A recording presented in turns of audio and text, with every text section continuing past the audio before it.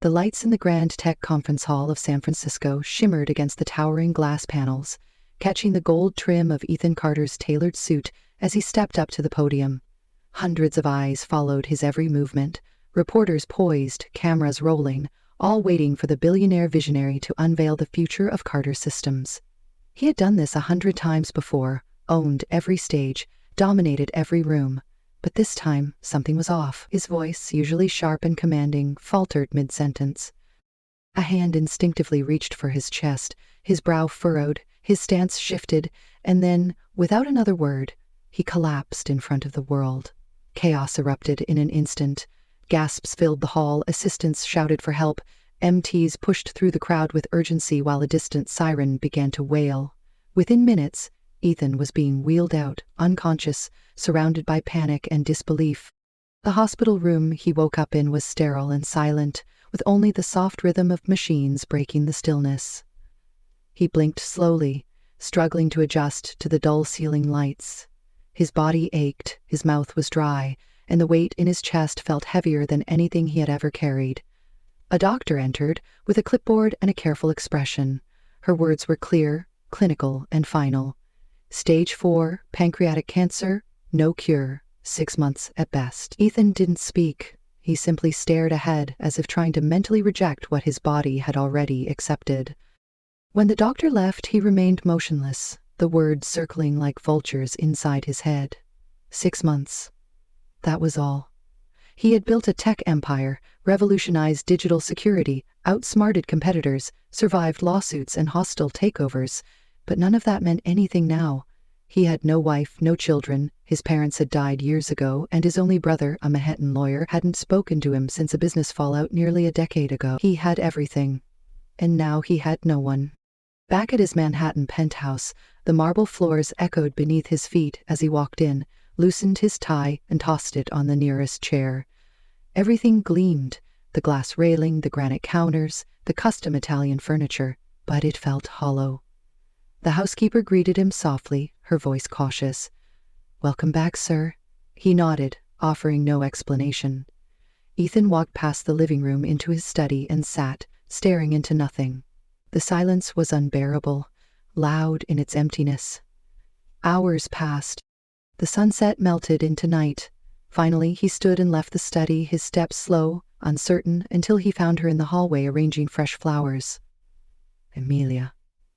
The maid, 23, quiet, kind, always present yet never intrusive. She looked up at him, startled by his sudden presence. "Sir, are you all right?" she asked gently.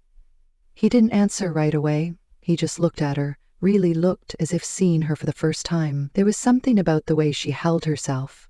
Calm, but not cold. Innocent, but not naive. "You've been working here for 3 years, right?" he asked suddenly. She nodded. "Yes, sir." "Since you were 20? "Yes." "Before that?" "Cleaning offices downtown, caring for my grandmother," she said quietly. Ethan nodded, then gestured for her to follow him to the study. She hesitated, confused, but obeyed. He sat down, eyes fixed on the floor, voice low. "The doctors gave me 6 months. No treatment, no miracle drug, just time." Amelia's breath caught, her eyes widening. "I'm sorry, sir," she said, barely above a whisper. Ethan looked up at her. "I don't want to die and be forgotten, Amelia. I want to leave something behind. Something alive." She tilted her head slightly, unsure of where this was going. "I want a child," he said. The words landed between them, quiet but powerful. She stared, stunned, not moving, not breathing. "I want you to carry my child." Her lips parted in disbelief. "Sir, I've never been with anyone before," she stammered, her voice cracking under the weight of his request. He nodded slowly. "I know." Silence stretched between them. Her hands trembled. "I always thought, when I gave myself, it would be for love," she whispered. Ethan's gaze softened. "I'm not asking for love. I'm asking for trust, and the chance to leave a part of me in this world." Amelia stepped back, her mind racing, her heart pounding. "This isn't something I can decide right now," she said. "Of course not," he replied. "Take your time." She turned and left the room, walking quickly down the hall, barely noticing the way her knees shook with each step. In her small room upstairs, she sat on the edge of her bed, clutching a pillow to her chest, eyes burning with unspoken questions.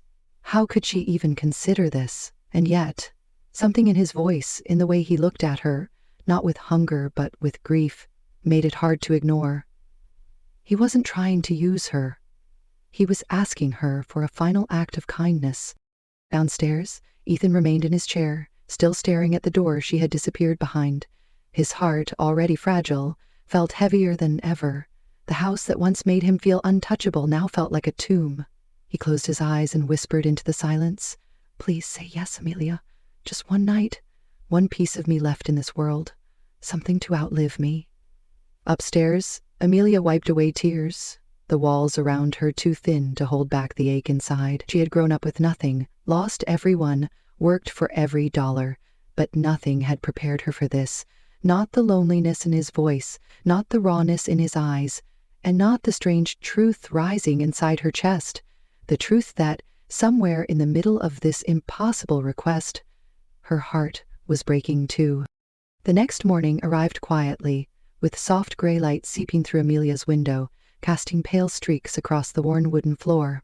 She had not slept, her eyes red and dry from a night spent thinking, praying, questioning. Her hands trembled slightly as she folded the same shirt twice, not because it needed folding, but because she needed something to do. The weight of Ethan's words lingered like fog, thick and slow to lift. She had replayed the moment over and over, the tone in his voice, the stillness in his eyes, the quiet desperation in his request. It was not lust, not power. It was a man drowning, reaching out with his last breath. Downstairs, the house moved in silence. The staff had been given the morning off, and Ethan had not emerged from his study. Amelia descended the staircase slowly, her heart pounding louder with every step. She paused in front of his door, her hand hovering above the handle. Then she stepped back. Not yet. Thoughts weren't clear, her feelings weren't settled. She needed space, but more than that, she needed understanding. She walked past the study, out through the glass doors and into the small garden tucked behind the estate. It wasn't much, just a few flower beds and a stone bench, but it had always been her quiet place, the one part of the mansion that felt like hers. She sat down and stared at the hydrangeas, their petals heavy with dew, and let herself breathe. Ethan watched from the second floor, his hand pressed lightly against the window pane. He didn't move, didn't call out. He had made his request, and now he had to wait. He had never been good at waiting. His whole life had been built on action, on strategy, on taking control. But now the one thing he wanted most was completely out of his hands. He turned away and went back to his desk, ignoring the unopened laptop, the silent phone, the untouched files. None of it mattered now. By noon, Amelia returned inside, her hair damp from the garden breeze. She went about her tasks with quiet precision, dusting shelves, wiping surfaces, avoiding the study. Her fingers moved automatically, but her mind stayed tangled. It wasn't about fear anymore. It was about meaning. If she gave him what he wanted, what would it make her? Was it mercy or sacrifice, kindness or surrender? The only thing she knew was that this choice, once made, could not be undone. That evening, after dinner had been cleared and the house dimmed into its usual calm, Amelia stood once again in front of Ethan's study. This time she didn't hesitate. She opened the door and stepped inside. He looked up from his chair, surprised but composed. She didn't sit. She didn't smile. She simply spoke, her voice quiet but steady. "I will do it. Not for money, not out of pity, but because maybe, just maybe, I understand what it means to leave this world without ever truly having touched something that lasts." Ethan rose slowly, his expression unreadable, his hands trembling slightly at his sides. "Are you sure?" he asked, his voice barely above a whisper. She nodded, her eyes locked on his. "I don't know what tomorrow brings. I don't know how I'll feel after. But I know I can't look away from you. Not now." There was no ceremony, no grand gesture, just two people standing in the quiet space between fear and courage. He reached out, gently brushing a strand of hair from her face. She didn't flinch, her breath hitched, but she didn't step back. Slowly he leaned in, pressing his forehead to hers, letting the silence say what words could not. When he kissed her, It wasn't urgent or hungry. It was reverent, like a prayer whispered in the dark. Later, in the soft glow of his room, Amelia stood in front of the mirror, wrapped in a cotton robe. Her fingers trembled as she untied the sash, letting it fall to the floor. Ethan watched her with awe, not desire, as though witnessing something sacred. She climbed onto the bed and lay beside him, her hands finding his, their fingers interlacing. He kissed her again, slower this time, and whispered her name as though it carried more weight than any name he had ever spoken. Their bodies moved with care, each touch a question, each breath an answer. There was awkwardness, yes, and hesitance, but also a kind of trust that neither had expected. When it became too much, when she gasped or trembled, he stopped and waited, his eyes searching hers for permission to continue. "I've got you," he whispered more than once, his lips brushing her temple. "I'm not here to take anything from you. I just want to remember what it feels like to be human." She nodded, through tears, letting go of everything she had feared, everything she had doubted, and gave him the only gift she had left. Afterwards, they lay tangled beneath the sheets, the room filled with nothing but the sound of breathing and the low hum of the city outside. She rested her head on his chest, listening to the unsteady rhythm of his heart. He stroked her hair, his other hand resting protectively over her fingers. "Thank you, Amelia," he said at last. She didn't reply, but her silence was enough. In the days that followed, something subtle shifted between them. She brought him tea without being asked. He asked her about her childhood, about her favorite music, her favorite book, her dreams. They laughed once, truly laughed, when he tried to cook breakfast and nearly set the stove on fire. It wasn't love, not yet, maybe not ever, but it was something tender, something fragile, something real. Then came the night when he collapsed again, this time in the hallway, just steps away from her room. She screamed for help, and he was rushed back to the hospital. The doctor said it was a complication, expected at this stage, but Amelia didn't leave his side. She held his hand while he slept, whispered stories to him, pressed her forehead to his, and begged silently for one more day. Back home, alone in her room, she stared at the calendar. Something didn't add up. Her hands shook as she did the math again. 2 weeks late. Nausea in the morning. The sudden sharpness of smell. She ran to the pharmacy in the rain, bought the test, waited in silence, then watched the 2 pink lines appear with a clarity that stole her breath. A child? His child. Amelia sank to the floor, pressing her palm to her stomach. "You're here. You're real. You're his." And in that moment, she understood. She hadn't just given something to a dying man. She had received something in return. Life hope. A piece of Ethan Carter that would live long after the machines went silent. The sky over Manhattan was an endless stretch of gray when Amelia stepped out of the hospital, her coat wrapped tightly around her body as the first drops of winter rain kissed her cheeks. The world moved around her with its usual speed, but her own steps felt strangely slow, as if each one had to be negotiated with the weight of what she now carried. The pregnancy test had confirmed what her heart already knew, and though she had told no one, not even Ethan, her body had begun to shift in quiet ways, subtle changes that whispered of new life growing inside her. But there was no time to embrace the joy, because Ethan's condition was worsening with each passing day. Inside his private hospital suite, machines beeped softly, the monitor steady but no longer reassuring. Ethan lay weak, paler than she had ever seen him, his once confident voice reduced to a whisper that only she could seem to hear clearly.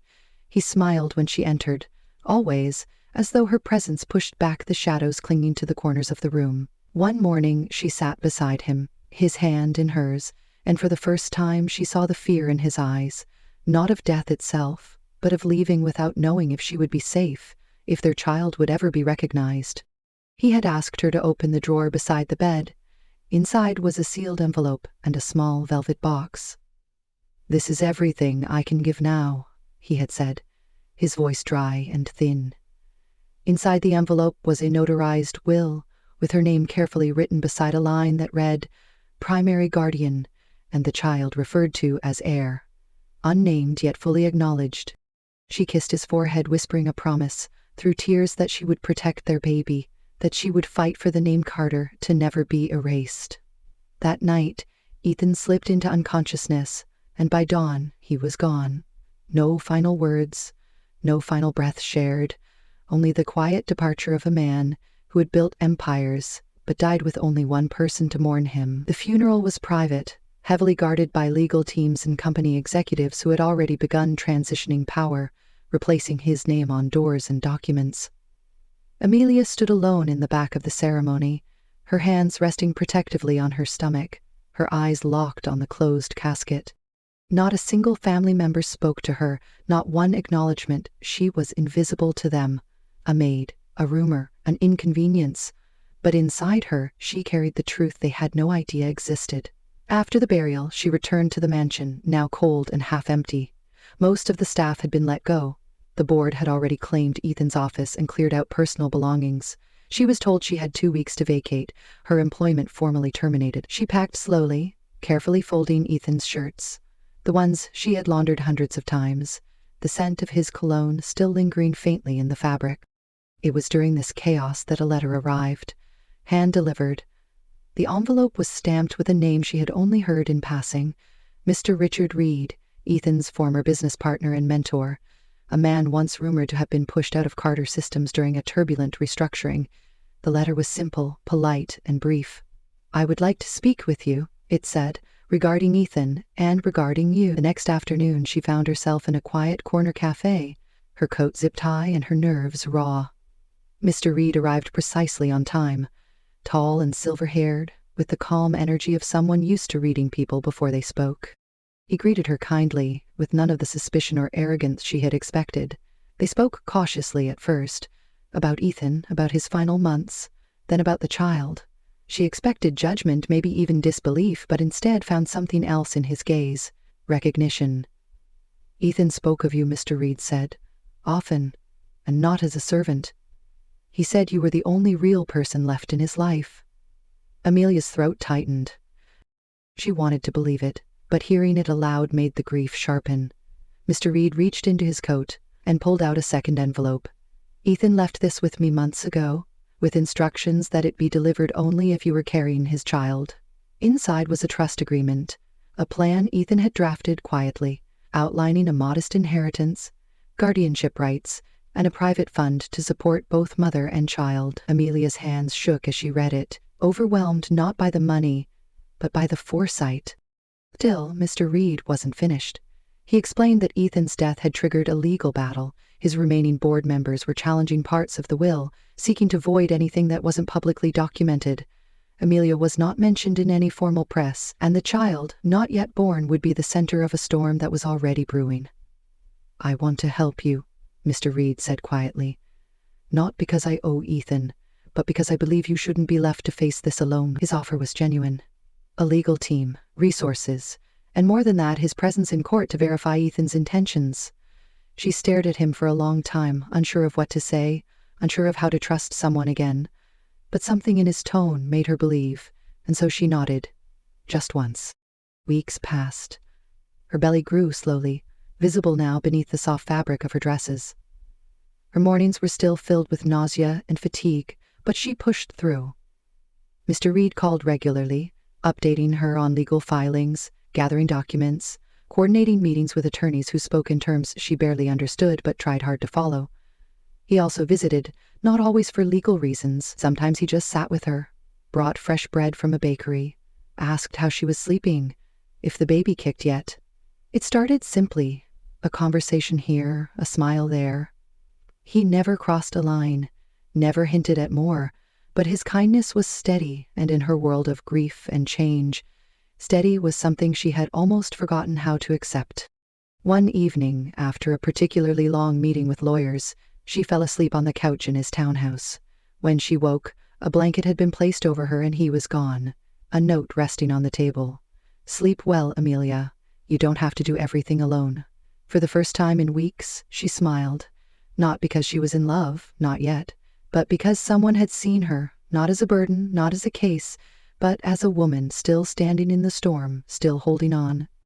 The courthouse loomed tall and silent against the morning sky, its stone pillars casting long shadows across the marble steps, as Amelia stood quietly at the entrance, one hand resting lightly on the curve of her belly, the other gripping the file of documents Mr. Reed had helped her prepare. Inside, the air was still and cold, the walls echoing with footsteps and distant murmurs, but none of that reached her as clearly as the pounding of her own heart, steady, yet uncertain. She had dressed carefully that morning, a soft navy dress that covered her modestly, her hair tied back, no makeup, only truth and resolve written across her face. Mr. Reed stood beside her, calm and collected in a charcoal suit, his presence a silent anchor in a storm she was no longer sure she could weather alone. The hearing room was smaller than she expected, more intimate, but the tension inside it felt heavy, pressing down like a weight on her chest.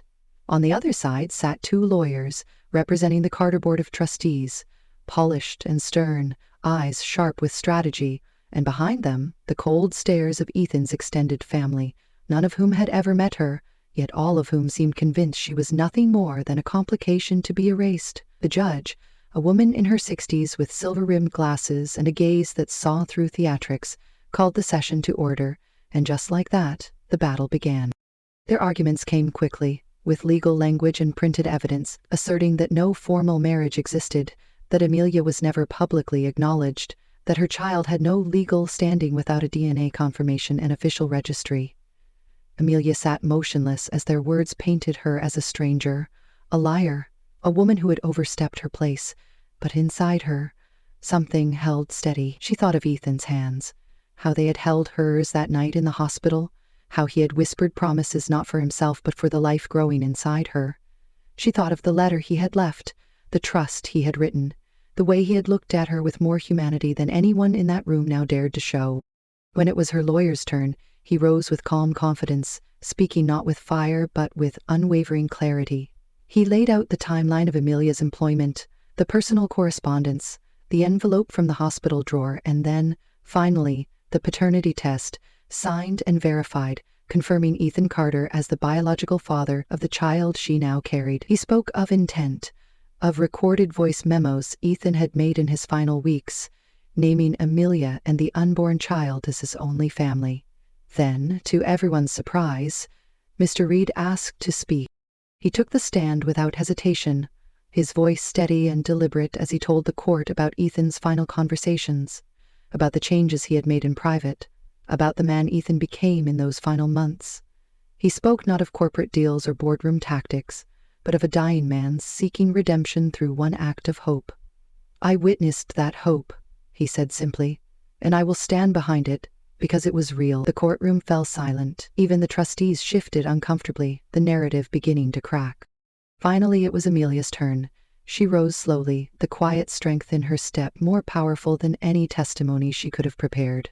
"I did not come here to claim fortune," she said, her voice calm but thick with emotion. "I came here because my child deserves to know where they came from, to carry their father's name with pride, not secrecy.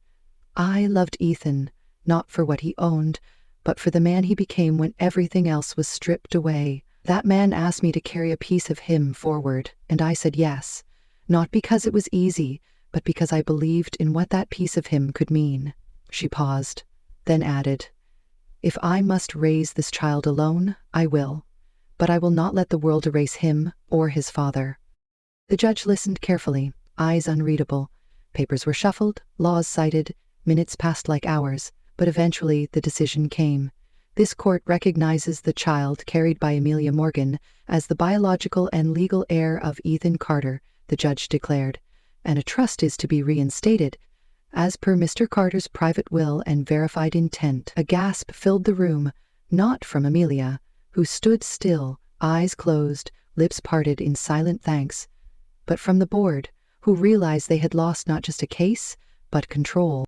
Outside, reporters swarmed like bees, microphones raised, flashbulbs popping, but Mr. Reed shielded her gently with one hand and whispered firmly, "No statements today." She nodded and followed him into the waiting car, her heart pounding not from fear but from the sudden, undeniable truth. She had done it. She had protected her child's future, not through rage, not through manipulation, but through truth and grace. In the months that followed, the trust was established formally. her name entered into documents that once would have refused her, and slowly life began to breathe again.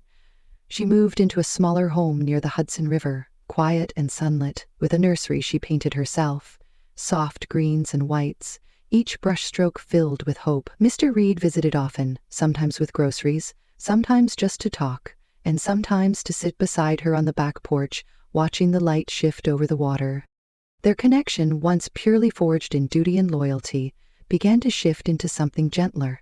He noticed how she tucked her hair behind her ear when she read, how she hummed softly while folding baby clothes.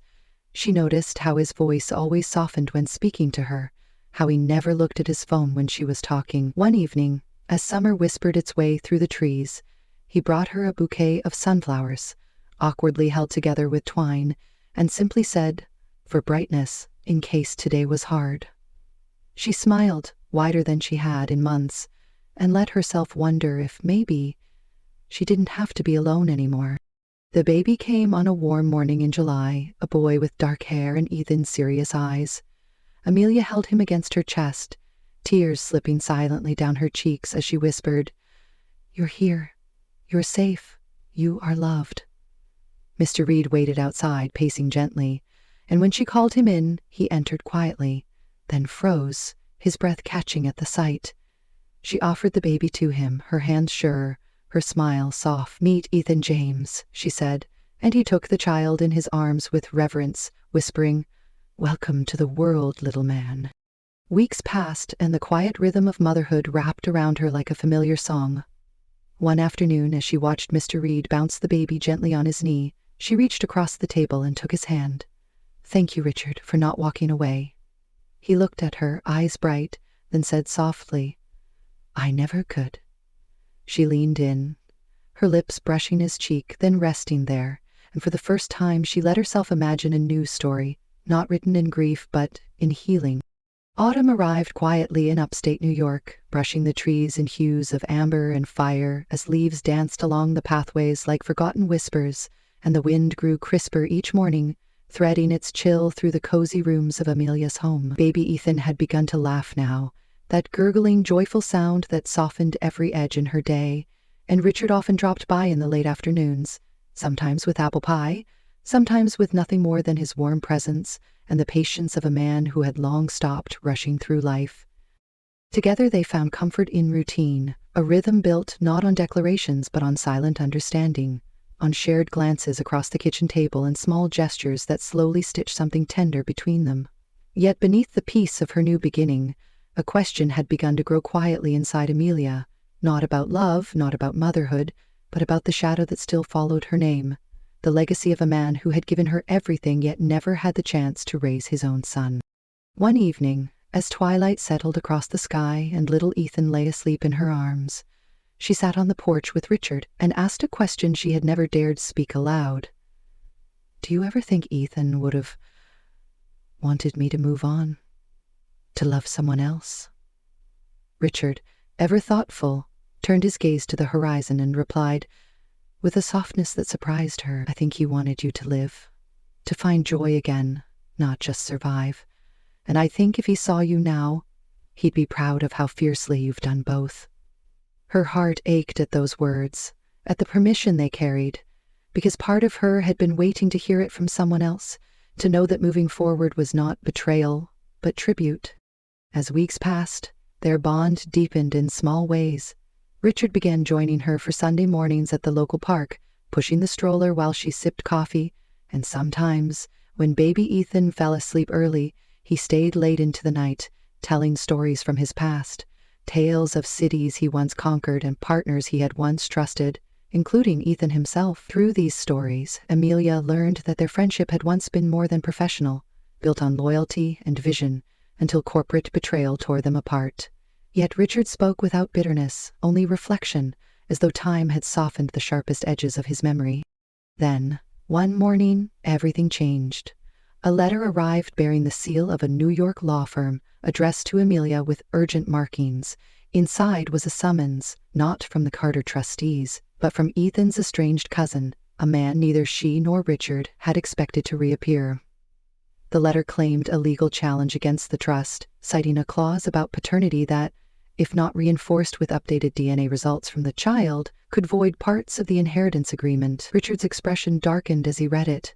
"This isn't about truth," he said. "It's about power and envy, and the kind of family that only appears when there's something to take." Amelia felt her chest tighten. The court had already ruled, the trust had been formalized, but this new challenge meant another battle, another courtroom, another moment where her son's legitimacy would be questioned in public. Worse, it meant facing a new round of whispers and speculation, not just from strangers, but from her community, from people who smiled in the supermarket aisles, but always kept one eye on the past she had tried to leave behind. She spent that night pacing, rocking her son back and forth as his sleepy eyes blinked up at her, unaware of the storm gathering once more. Richard called late, offering to drive over, but she declined, saying she needed time. What she really needed was clarity, not just about the case, but about him, about what they were becoming. The next day she visited Ethan's grave, something she had not done in months. She stood in silence, her hand resting on the stone, her son wrapped tightly against her chest, and spoke softly. "I miss you. I wish you could see him. He has your eyes, your stubborn little frown, but I think you already knew that." She paused, the wind catching the ends of her scarf. "I think I'm falling for him, Richard, and I don't know if that's wrong or right, but I wanted you to know I'll never forget you, but I also need to keep living. And maybe love isn't meant to be a single chapter. Maybe it's the whole book." As she walked back to her car, a sense of peace settled over her. She couldn't control what others believed, couldn't undo the losses she had endured, but she could choose what to carry forward and what to leave behind. Richard was waiting on her front porch when she returned, a look of concern etched across his face. She didn't wait for him to speak. She stepped forward and kissed him, not urgently, not fearfully, but with quiet certainty. His hands found hers, their fingers locking naturally, and in that moment something shifted permanently. The next few weeks moved quickly. Richard took control of the legal preparation, coordinating with the same team who had helped before. Amelia remained calm, focused, no longer the woman who had once been afraid of her own shadow, but a mother who now knew her worth and the value of the story she was protecting. At the final hearing, the courtroom was tense, filled with representatives, media, and even some of the trustees once again, watching to see if Amelia would fall. But she didn't. With her son in her arms and Richard beside her, she presented the new DNA results, unquestionable and absolute. The judge, the same woman who had ruled months before, leaned back in her chair and said clearly, "This court sees no reason to reopen a settled matter. The child remains the recognized heir, and the trust stands firm." Outside, Richard turned to her with a slow smile. "That's twice now you've stared down giants and didn't blink." Amelia laughed, the sound light and full, her eyes shining with something new. "I didn't do it alone," she said. Back at home, she tucked her son into his crib, pressed a kiss to his forehead, and stood in the nursery doorway as Richard entered behind her. He wrapped his arms around her waist and said softly, "We're not just surviving anymore. We're building something." She turned to face him and replied, "Then let's build it together." Winter returned with quiet grace, soft snowflakes drifting like forgotten wishes over the rooftops as Amelia pushed the stroller along the quiet suburban sidewalk, her scarf wrapped tight against the wind, and baby Ethan sleeping peacefully inside his cozy cocoon of blankets, the world around her blanketed in white stillness. Yet her heart had begun to stir with something far louder than the seasoned questions she hadn't asked, truths that had been left unsaid, and memories that refused to stay buried. It began with a phone call, unexpected and brief, from a number she didn't recognize, a man's voice speaking her name with familiarity she couldn't place, asking to meet, claiming to have something she deserved to know. She almost hung up, but something in his tone, a mix of regret and urgency, made her pause, and that's how she found herself sitting at a quiet booth in a Brooklyn diner 2 days later, facing a man named Calvin Rhodes, Ethan's former legal advisor, who had disappeared from the Carter Circle long before the inheritance battle had begun. He looked older than his age, worn down by guilt, and before she could ask why he'd come, he slid a folder across the table and said softly, "You need to read this. Not because I want to hurt you, but because Ethan wanted you to know everything." Inside were documents she didn't recognize, handwritten letters, some addressed to Ethan, others never sent, and at the very bottom, a photograph, grainy and folded, of Ethan and another woman, younger, smiling, her heart stilled as she looked at it. "This isn't what you think," Calvin said quickly. "That child was never born. She lost it before delivery and the relationship ended badly, but Ethan blamed himself for years. That's why he never rushed anything with you. He carried this guilt, thought he didn't deserve happiness again, but you changed that. He left these with me before the surgery, said if something happened, you should have the truth." Amelia sat in stunned silence, unsure what to feel: betrayal, sorrow, empathy, or simply the weight of knowing that Ethan had suffered silently even while giving her everything. She thanked Calvin quietly, took the folder and walked out into the snow, her thoughts a flurry of memory and doubt. That night, after putting the baby to sleep, she sat in the living room with Richard, the fire glowing gently between them, and told him everything. He listened without interruption, his eyes never leaving hers, and when she finished he said, "Truth doesn't erase love, it only deepens it. If anything, this makes what you two had even more real. You helped him heal, Amelia. That matters." She reached for his hand, grateful, but her mind was still turning. Over the next few days she read the letters in fragments, each one a window into a version of Ethan she had only glimpsed, vulnerable, afraid, desperate to redeem something he thought he had lost forever. He had never told her about the child he once almost had, or the woman who vanished from his life, but now with every word, Amelia saw the pattern more clearly. Ethan had loved fiercely, but carried his wounds quietly, and in her he had found not just affection, but redemption. That realization lifted something from her chest, something heavy she hadn't even known was there. Still, not all secrets stay buried peacefully. One morning, while preparing breakfast, she received a visit from an unexpected guest, Ethan's aunt, a woman she had only seen once at the court hearings, elegantly dressed, eyes sharp and guarded. She requested a private word, and Amelia, surprised but composed, invited her inside. "I came because I owe you an apology," the woman said bluntly. "Not for the legal battle. I believed what I was told, but for assuming you were just some girl with a story. I've been watching from afar, and I see now how wrong I was. You've handled everything with more grace than most of us ever did." She paused, then reached into her purse and pulled out a small velvet box. "Ethan bought this a week before the surgery," she said, holding it out. "He asked me to keep it just in case, and I think it's time it went to you." Amelia opened the box slowly, revealing a delicate gold necklace with a tiny sapphire pendant, the birthstone of September, her birth month. Inside the lid was a small engraving, "A future worth choosing." She blinked hard, the words catching in her throat. After the woman left, she sat alone in the kitchen, the box resting in her palm, and cried, not from sadness, but from the overwhelming feeling of being seen, of being valued by someone who had once refused to acknowledge her. Later that evening, she shared the story with Richard, who listened quietly before standing and walking to her, lifting the necklace gently from its case and fastening it around her neck. "You don't need this to prove anything," he said, "but it's beautiful, and so are you." As his hands brushed her skin, a wave of warmth spread through her, a sense that this home, this man, this new life, they were not replacements for what she had lost, but extensions of it, new pages in a book still being written. As Christmas approached, the house transformed with soft lights, garlands of pine and cinnamon-scented candles. Amelia decorated the tree with Richard and baby Ethan, tiny ornaments dangling from the lower branches where his little hands could reach. On Christmas Eve, the three of them sat by the fire, a quiet moment shared with cocoa and laughter.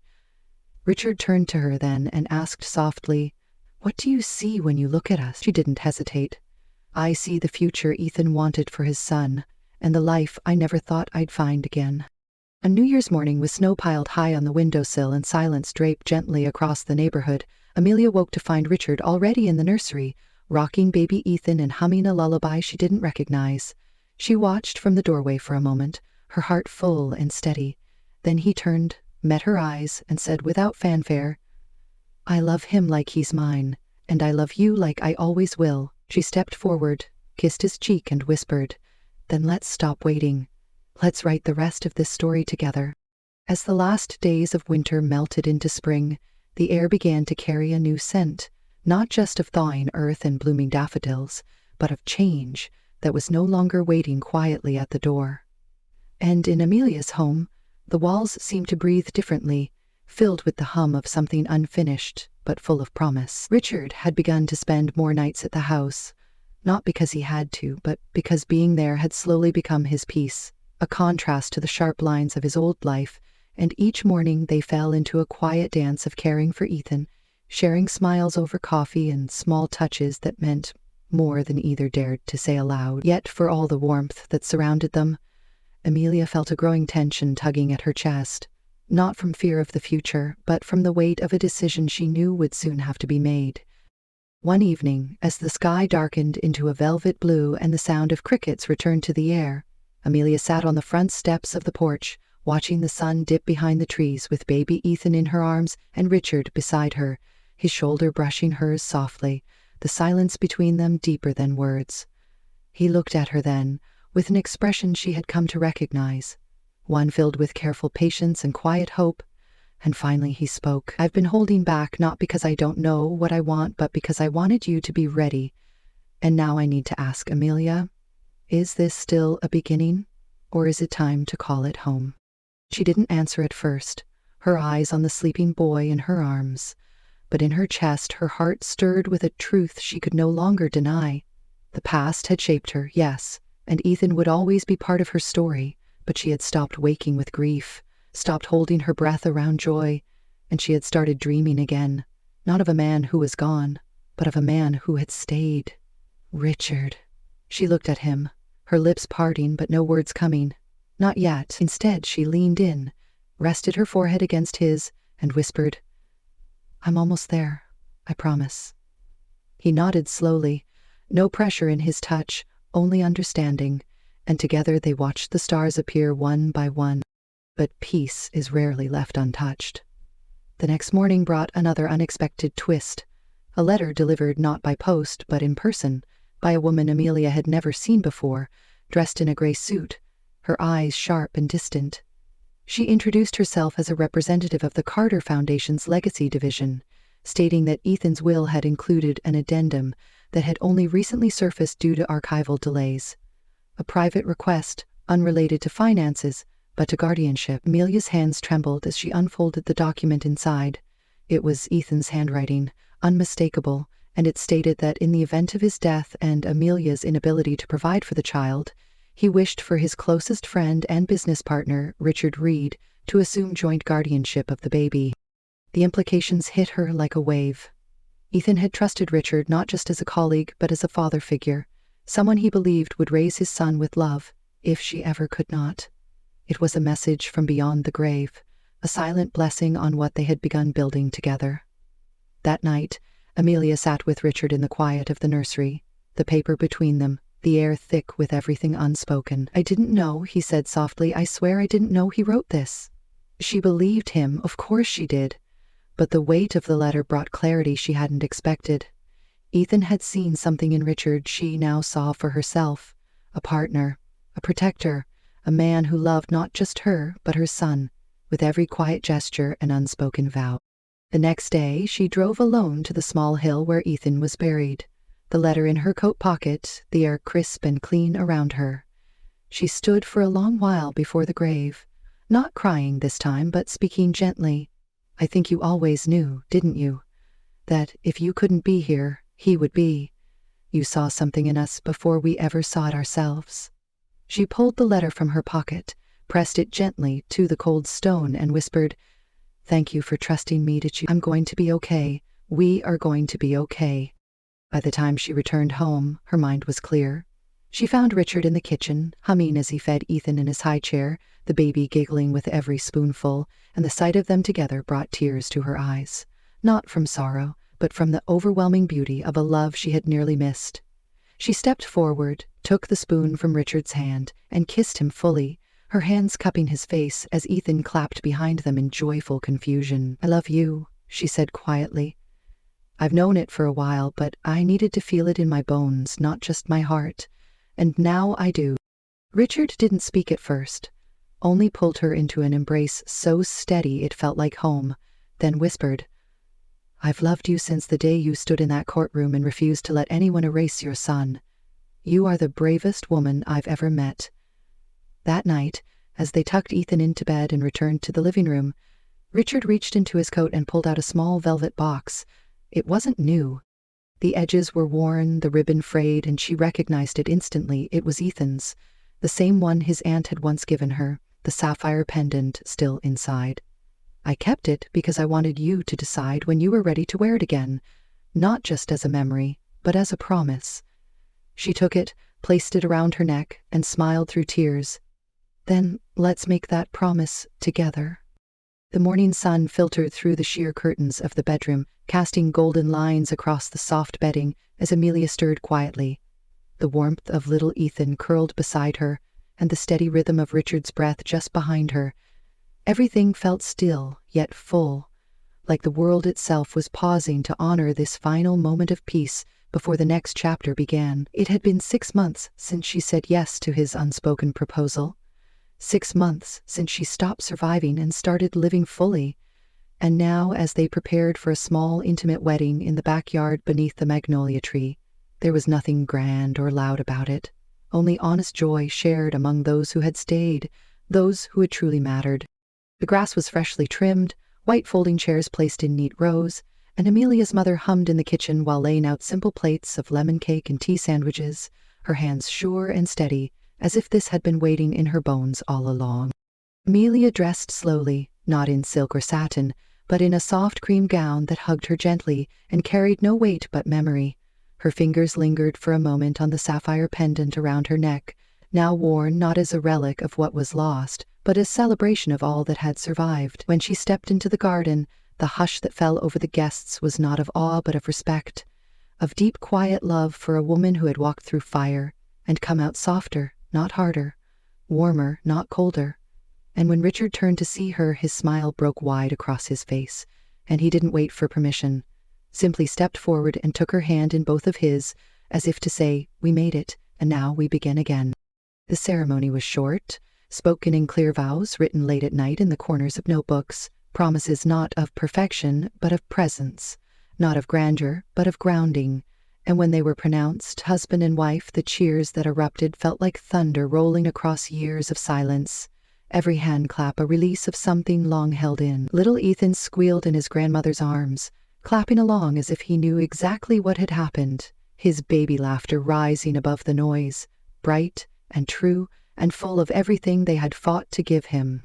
That evening, after the guests had gone and the house had quieted into stillness again, Amelia stepped out into the backyard, where the fairy light still twinkled above the empty chairs, and the scent of jasmine drifted through the air, like a whispered benediction. She stood beneath the magnolia tree, now draped with ribbons and soft white flowers, and let the silence sink in. Richard joined her minutes later, slipping his arms around her waist and resting his chin on her shoulder. No words passed between them for a long while, only breath and presence and the quiet heartbeat of contentment. When he finally spoke, his voice was low and steady. "I used to think love was about fixing what was broken, but you taught me it's about building something new with what remains." She turned to face him, her fingers brushing his cheek. "I used to think love was just a moment, but now I know it's a choice we make every day, especially on the hard ones." In the days that followed, their lives unfolded with simple grace. Mornings began with baby giggles and shared coffee, afternoons spent in parks and bookstores, evenings tucked into each other as the fire crackled and time slowed. Amelia started a small writing studio in the neighborhood, helping other women shape their stories into memoirs and essays, giving voice to those who had been silenced by grief or shame or uncertainty. Richard returned to business not as a man chasing numbers, but as someone who now understood legacy in a deeper way. Each decision rooted not in profit but in purpose, and together they raised Ethan, not with pressure or perfection, but with love, so consistent it became the air he breathed. One spring afternoon, as they sat on a bench overlooking the Hudson, Ethan now walking and babbling beside their feet, Amelia turned to Richard and asked the question that had been resting quietly in her for some time. "Do you ever think about him? About Ethan Carter? About how this all started with him?" Richard nodded, his eyes on the river. I think about him often, not with regret, but with gratitude. Without him, I never would have found you, and I think he knew that in some way, maybe more than we did. Amelia exhaled, her gaze drifting to the boy chasing a butterfly in the grass. I think he left us pieces of himself, not just through our son, but through the courage he passed on, the strength he awakened in me. Richard took her hand, his fingers warm and steady. You didn't just survive him, Amelia. You honored him, and you carried him forward without letting him hold you back. That's not just strength, that's grace. As the sun dipped lower and the sky turned gold, Amelia pulled her son into her lap, holding him close as he rested his head against her chest. Her eyes lifted to the horizon. The past no longer a chain but a foundation beneath her, the future no longer a question mark but an open path.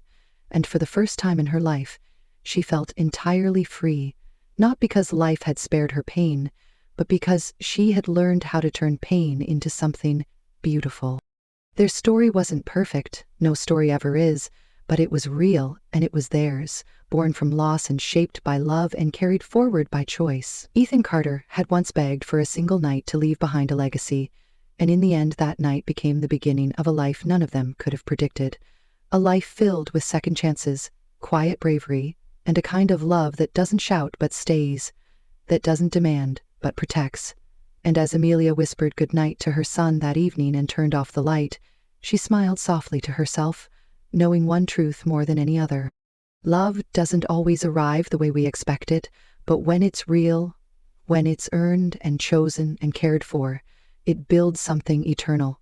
And in that truth, Amelia had found her forever.